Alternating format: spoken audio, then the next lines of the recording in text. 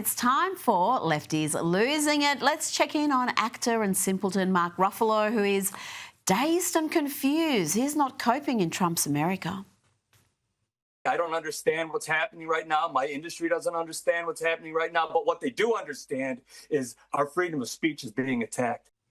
Another absolute hypocrite who suddenly cares about free speech.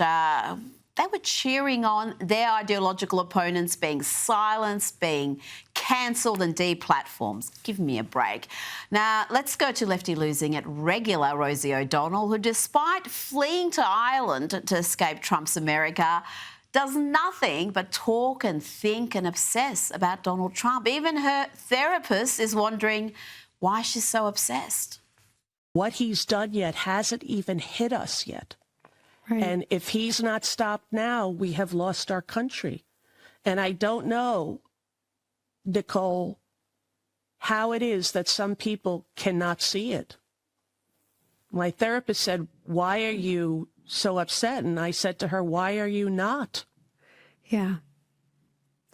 Yeah, I have that conversation too, because the gaslighting that I think you're alluding to, if you're a thoughtful, informed person, you do stop and say, well, maybe it is me. Yes, even her therapist thinks she needs to find some perspective, but not MSNBC anchor Nicole Wallace, who is matching Rosie in the loopy stakes. The only gaslighting happening there, Nicole, is you convincing yourself that you're thoughtful and informed. But at least when Nicole and Rosie are sharing their paranoid delusions, they're not producing content like this, whatever this is.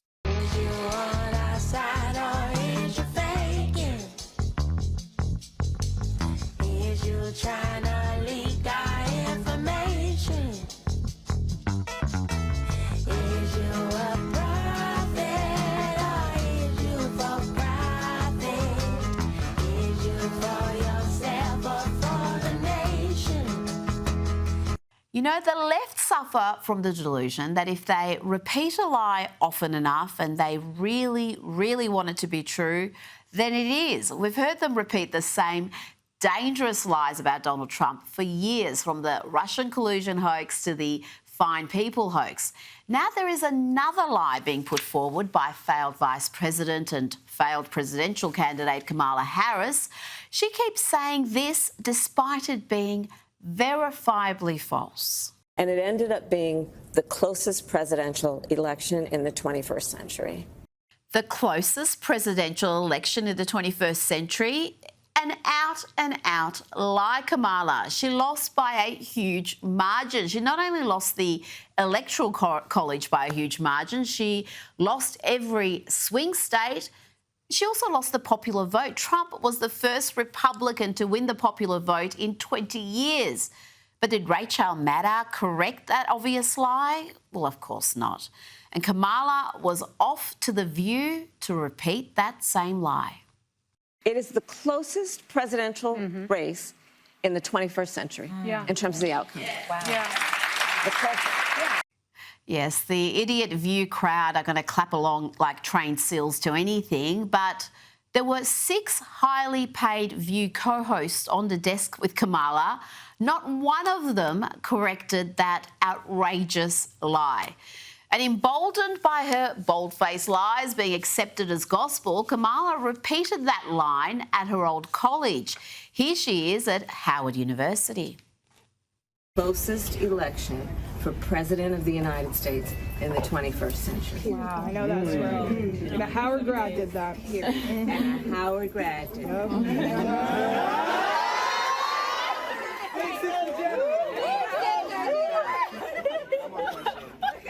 Why is it that Kamala looks like she arrived straight from happy hour to that event? No academics there, no students corrected that lie. So let's get a hot take on Kamala from her successor, JD Vance. Because the more people know about Kamala Harris, the more they realize there's no substance there. I mean, agree or disagree with Barack Obama or Bill Clinton, they actually had substance. They could actually articulate a viewpoint. I listened to Kamala Harris for 90 seconds, and I actually feel like I've gotten dumber in the process, and I have no idea what she actually believes. Now to the deplorable Ilhan Omar, who was doubling down on her abuse against Charlie Kirk. Last week, she had plenty to say, including this on CNN. That should be in the dustbin of history, and we should hopefully move on and forget the hate that he spewed every single day. Asked to apologise for those comments and other similarly unhinged and ugly commentary, this is what the anti-American Democrat Congresswoman had to say. This time, she's with the awful Don Lemon. I have nothing to apologize for. It is a tragedy that Charlie Kirk was killed in that way. I feel for his widow and his children. They will have to live with that for the rest of their lives. But there is no legacy to honor. It was a legacy filled with bigotry, hatred, and white supremacy. And as a black woman and as a Muslim in this country, I refuse. These crazy people can do whatever they want to do, but I am not going to be bullied into complacency, into dishonoring who I am and what I stand for. Yes, she's not going to be bullied into decency or honesty. She's going to remain a race-baiting radical doing harm to the country that gave her sanctuary. Welcome back. Now, the NFL are clearly slow learners. They think it's a good idea to unleash on their sports-loving fan base a hard-left activist singer that most of them have never heard of. A dude called Bad Bunny has been given the honour of performing at the Super Bowl. Yeah, this dude. Titi me preguntó si tengo muchas novias. Muchas novias. Hoy tengo a una, mañana otra. Ey. And don't worry if you don't know his music. I'm sure you're familiar with his stupidly woke brand of politics. I'm never performing in the U.S. again. I'm scared that ICE might raid the venue outside my show. And honestly, I can't risk the safety of my fans like that. Mainland America just doesn't feel necessary to me anymore. Performing in mainland America doesn't feel necessary anymore. Where does he think the Super Bowl is held? You can come see me in Puerto Rico or catch me in one of the other countries I'm visiting, but I can't, in good conscience, keep putting you at risk just to perform in the mainland U.S. I know for a lot of people, this feels like a sacrifice.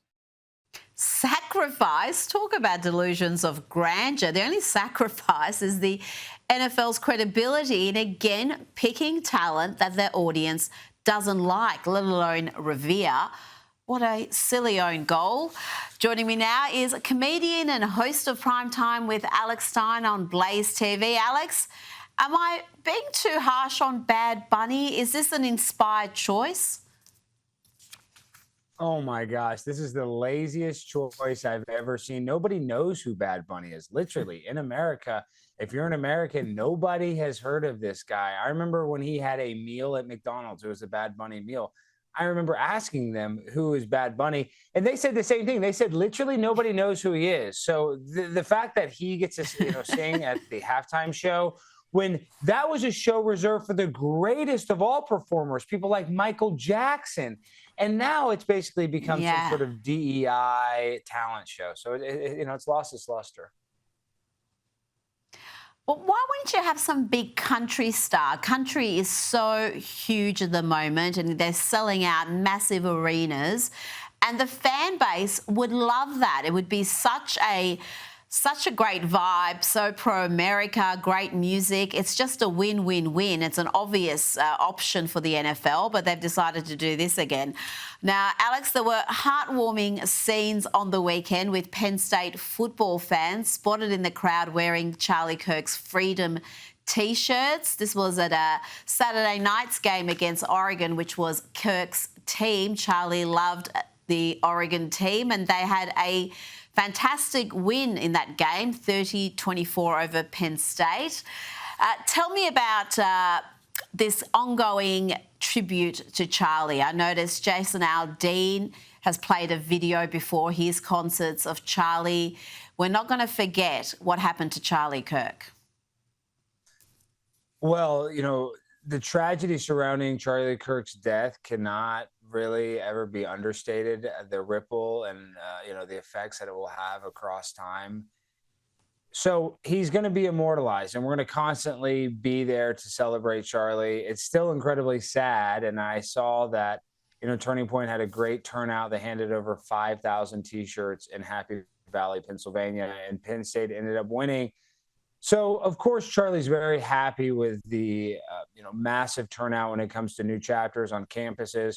So overall, Turning Point has increased its reach, but it's still just such a tragedy, Rita, just knowing that guy would have done so much more than Turning Point, which Turning Point is an incredible organization. But, this guy was literally on his way to be president. So it's just a tough situation, Rita. Oh, I know. And I know you two work close, and it's personally very difficult for you as well. Let's talk about Ariana Grande. She's a songstress and an actress, and she posted a rather controversial rant on social media attacking Trump voters. Well, the White House has responded to Ariana, and they had a fair bit to say, including this: "Save your tears, Ariana, because President Trump's actions ended Joe Biden's inflation crisis and are bringing in trillions in new investments," a White House spokesman said in a statement. Tell me about this rather strange feud, Alex. It is a strange feud, but she's out for blood. She's one of Pete Davidson's exes. And if you dated Pete Davidson, he kind of creates some sort of fury inside of a woman that really, it's a flame that cannot be put out or extinguished. So I wouldn't want to fight Ariana Grande if I was the Trump administration. So really, this is kind of my warning to the Trump administration.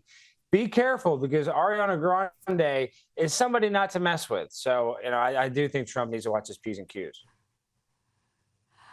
I'm surprised by your take on this. She's a very diminutive young woman. You're scared of Ariana. I'm surprised by this. Well, Rita, she is so thin. I mean, she does kind of give off like a witch or black magic. And, she played a witch. So I wouldn't want to mess with Ariana Grande. She's probably into the occult and all of that weird Hollywood stuff. So once again, Trump has dealt with worse than Ariana Grande. But me personally, I don't want any of that smoke. You are scared of Ariana. This is information I can use. Now, before you go, Page 6 has been reporting, Alex, that Barron Trump, the president's youngest child, had an entire floor of Trump Tower shut down for a date, obviously for security reasons. I'm telling you, Barron Trump, I think people don't understand the role he played in having President Trump re-elected, the way he influenced the president to reach out to young male voters by going on those podcasts, by going on all sorts of platforms that he otherwise wouldn't have considered. I have the utmost respect for Don Jr. and Eric Trump, but let's be real. I think it was Barron Trump that was the X factor in connecting President Trump with people like Aiden Ross and encouraging him to go on alternative media platforms that no president that was running in an election would even consider. So Barron Trump is the future. And, I really am not surprised that he's a romantic guy like this. His dad is a legendary, romantic man from New York City. So like father, like son, and I'm sure Barron will have the pick of the litter. So, I'm excited to see who he's dating. That's the next big reveal. I want to see who she is. Well, can you imagine the pressure if you're in a class with Barron Trump and he's blocking off an entire floor of Trump Tower for a date? I mean, everyone has to step up their game in that setting. Alex Stein, thank you so much for your time as always.